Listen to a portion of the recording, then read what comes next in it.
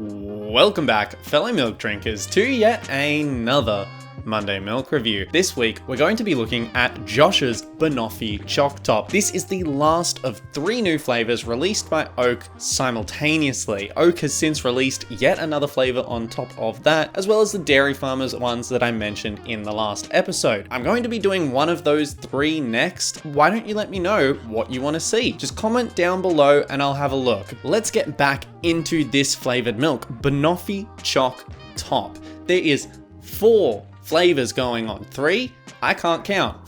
3.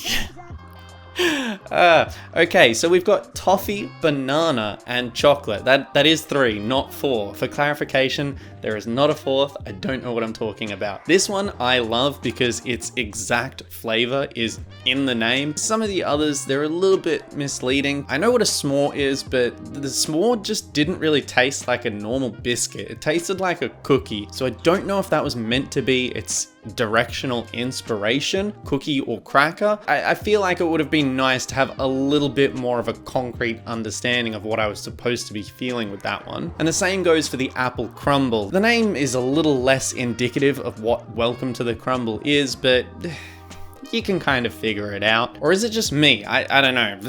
Let's get back to this milk. So having a look at the package, it's a really nice teal kind of color. Maybe a cyan. I don't know how you define your colors, but that is somewhere between those 2 colors, I would say. If you disagree, it's too late, the video is already made. I have no idea what color this is going to be because we've got toffee, chocolate, and banana. All 3 of them have very different colors usually aligned with them. Let's just open it up now.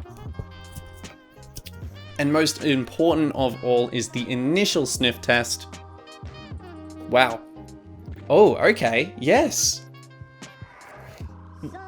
Whoa, that's okay. So what amazed me at first is I was first hit with the Allen's banana lolly kind of smell, and then behind it I could smell the sweetness of a caramel kind of coating it, and I then went from a different angle and I could smell the chocolate. So all 3 elements were really clearly defined in that sniff. I experienced all of the flavors, which is a really good indicator that they might have balanced this really well. Let's pour it in.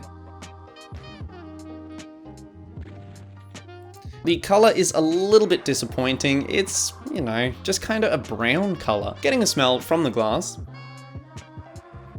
The banana definitely has the greatest presence of all 3 flavors. I can't really smell the caramel or chocolate anymore now that it's in the glass, but I think I can smell the chocolate very faintly. I think like a choc top, they usually don't have a real incredible amount of chocolate smell, but weirdly enough, it does kind of specifically smell like the chocolate from a choc top. The chocolate does smell a little bit different to normal chocolate, and I can tell, and it works. It's exactly what it should smell like. The toffee, I couldn't really smell from the glass, so let's get into that taste test and see what we find out.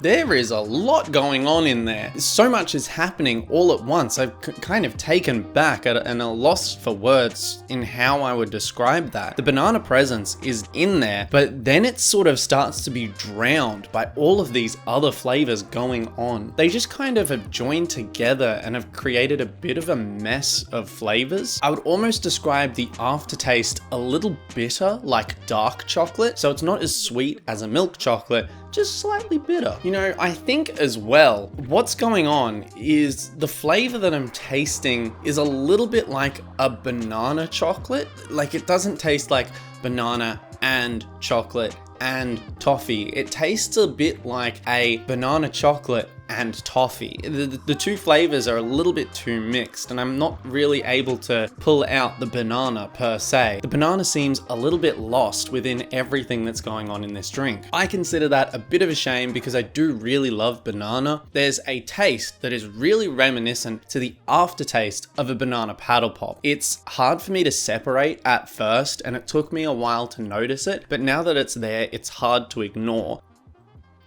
You know, I quite enjoyed that. I finished the glass without much hesitation at all. Overall, I'm not exactly sure if I like it or not. There's a lot going on, a lot of flavors combined in there to make a really complex flavor. I think the issue is though, in a realm of so many good flavored milks, where could this one possibly sit? I definitely would say I like it way more than the apple crumble. The apple crumble sat in my fridge and I haven't even wanted to take a sip of it for the rest of the week. This one, I could see myself sipping again. I have better opinions of this one than I do of s'mores. Sorry to Chloe and Paul, but it seems like Josh is my favorite of the three. With all said and done, I think I'm going to give this one a flat 7. 7 out of 10. It's not so bad. It's not a game changer though. I think it's a really interesting flavor that kind of confuses your mouth. There's a little bit too much going on for my liking. I would definitely recommend trying it though, because who knows, perhaps you'll like it. I would say if you're going to try any of the three, try this one, then s'mores, then apple crumble. Apple crumble, to be honest, I don't think I can really recommend. But that about wraps us up for this week's episode of the Monday Milk Review. Thank you very much for watching. Please don't forget to like and subscribe to help my videos get promoted in the algorithm. Thank you once again, and I'll see you next week in the Monday Milk Review. Bye bye.